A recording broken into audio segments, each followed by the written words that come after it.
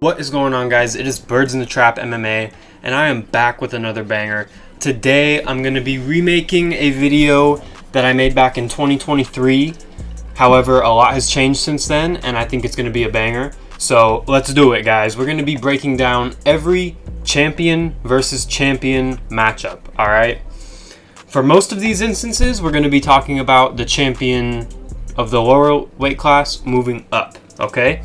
Unless I say otherwise, assume that they're moving up, alright? With that being said, first on the list, we got the flyweight champ versus the bantamweight champ, alright? Joshua Van versus Petr Yan. And I'm gonna be real, guys, I think this one is a little easy. I don't know if there's much to talk about here. I think the boxing between these guys is really what would get me going. I think the speed and the flyweight skill of Joshua Van would be really fun to see go up against Petr Yan.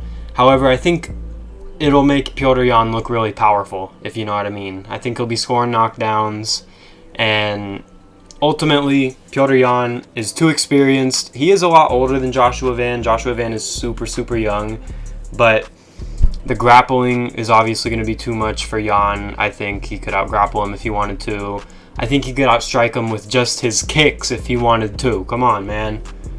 We're big Yan fans over here. Ain't no other way to put it. I think Yan is taking this one, probably by TKO, but I think it would be a good fight up until then. I think Joshua Van would be very defensively sound and have his moments, but this is a fight where I think I would definitely go with Petr Yan by stoppage. I've seen him do better opponents, in my opinion, worse. I mean, he just beat Marab, for Christ's sake. I'm taking Yan, alright?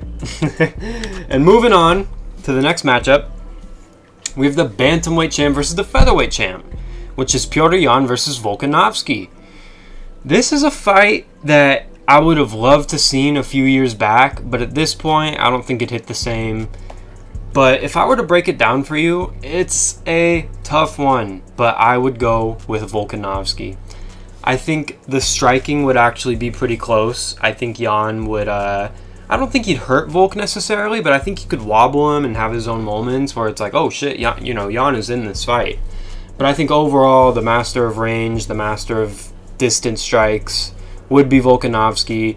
And the grappling, I do think pound for pound competitiveness, they're close in the grappling, but Volk is too strong, he's too big, fought up at lightweight, had good success against Makhachev. I'm picking Volk by decision here. 49-46 decision, I think. Yan could squeak one out because he's so technically skilled. But this is one where I think the size would matter. The only thing I could see working for Petr Yan is maybe some head kicks, right? Some knees, some shit up the middle for Volk. Volk's chin isn't what it used to be, so maybe a Yan kick could crack him. But at this current moment, I think I'm still going with Volkanovski. These are two of my favorite fighters of all time. I would love to see this fight. All right, now, we've seen this fight. We have seen this fight. There is not a lot to cover here, guys, unfortunately. I don't think Volk would win in a rematch at lightweight. I think it's as simple as that. I mean, how could you pick Volk in a rematch at lightweight? I love Volkanovski, but this dude, Ilya, he is the Terminator. He is too good. He is too good. So I'm not even going to waste too much time talking about this one, guys. We've already seen Topuria beat Volkanovski. I think he would beat him again, unfortunately. This is where things get really interesting because I know that Makhachev is not going to be moving back down in his career ever. Like, I am willing to bet he doesn't fight at 155 ever again. I'm going to say it, man. At lightweight, I think Ilya wins. I think Ilya would knock this guy out, honestly. But I did say this is champions moving up, and lightweight to welterweight, that's 15 pounds, and it's a big 15 pounds, you know? That's Michael Morales to Justin Gaethje, you know? It's a big 15 pounds. How can you not pick Islam up at welterweight? I mean, JDM is bigger and stronger, maybe not as skilled, but he's the right frame for a welterweight, right? And Makhachev, smaller guy moving up, was able to shut him down for 5 rounds straight, showed good cardio, had an answer for everything. JDM had no success against Islam. How can you not pick Islam at welterweight to work the grappling? The striking, I think, would always be close between these guys, but At lightweight, if Islam kills himself to make the weight, I think Ilya could shuck him off and probably knock him out. Up at 170 though, where Islam is the champion now, I think he holds it down by submission. I would pick him to submit Ilya up at welterweight, I think. Later in the fight though, and maybe a decision, but I did hear Islam say he's going to take some more chances in his next one. You better. We all know how that usually goes. But I'm picking Islam soundly up at welterweight against Topuria. And moving on, we have welterweight versus middleweight. Okay, Islam versus Khamzat. Now this is potentially the highest skilled matchup of all time, especially in the grappling. But I think that Islam is the best fighter in the world. But you ain't beating Chimaev, bro. You're not gonna beat him over 5 rounds. We just saw he's gonna be way too fucking big, and I think he would totally maul Islam, which I know is like, oh my god, what? It's too much, man. The size is too much.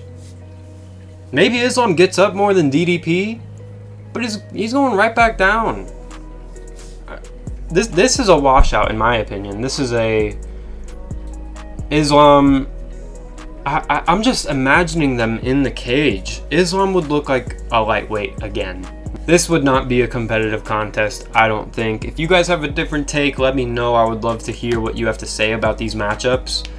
But that's a sound win for Chimaev, if you ask me. Now, up to the next weight class, we got Chimaev versus Alex Pereira. A fight that's kind of lingered over for quite a while and has not happened yet. To be honest, I don't think these guys are going to fight each other in their careers. I don't think it makes Khamzat, or I don't think it makes sense for Khamzat to move up. And Pereira, I think it makes sense for him to move up. So I don't think we're going to see it. But I think in this fight, you ultimately do have to go with Khamzat Chimaev. I understand that every fight starts on the feet, and that's Pereira's chance.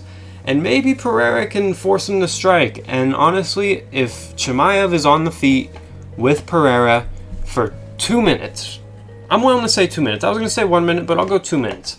If they're on the feet across each other for 2 minutes, I'm picking Pereira to knock him out cold. But Chimaev will not let that happen. Chimaev will get on that takedown right away, and I think he would get it. And I think Alex Pereira has surprised me enough for me to not think that he would just get submitted in the first 10 seconds.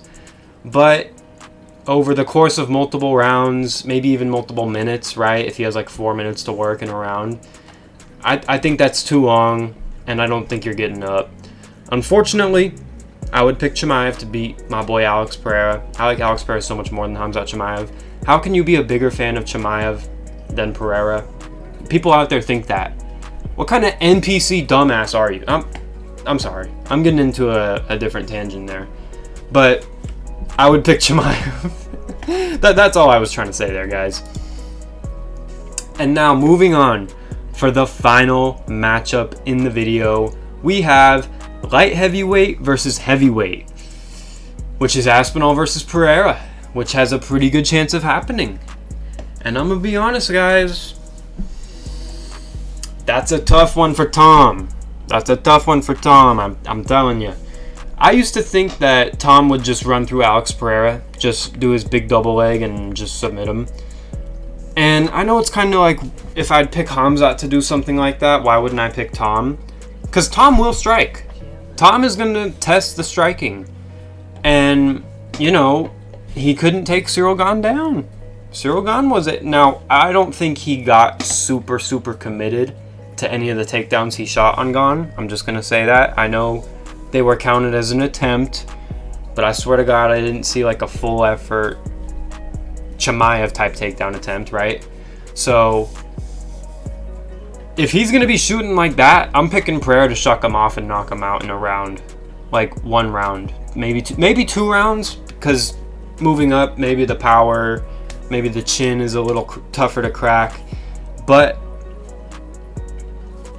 after the Cyril Gane fight, and I know I'm not alone on this, I think that I would pick Alex Pereira to beat Tom Aspinall, which I used to not think I would say that.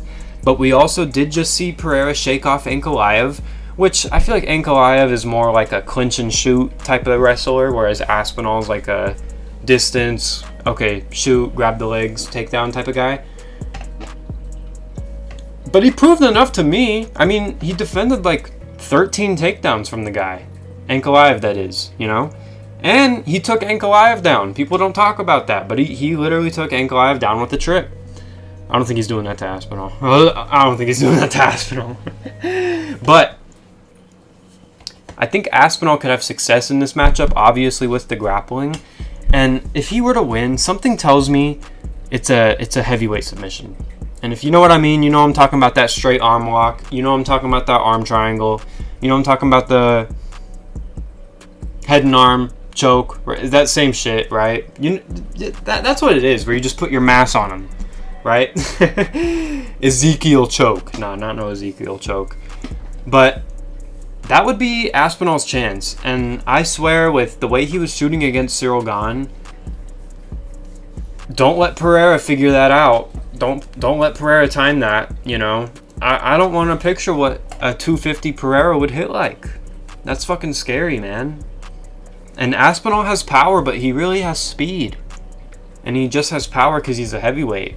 You know, you look at all his knockouts, they're not really flat lines.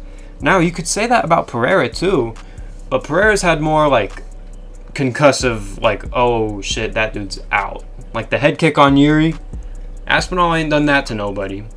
You know, neither of these guys have knocked anyone out cold in the UFC. Unless I'm just totally forgetting something, I think I'm correct, which is pretty interesting. So, that was every matchup. That was every matchup, guys. I feel like this is a really fun conversation, and if you have anything to add in the comments below, I'm all ears. I'd love to hear it. I have another really good video idea. If you happen to watch my video in 2023, you'll remember I did a wheel, spin the wheel, and we did like a pound for pound, matched up random contenders with each other. I want to do that again, but I want it to be its own video, so be on the lookout for that. If you enjoyed, please make sure to like and subscribe. I will see you all in the next one. Peace!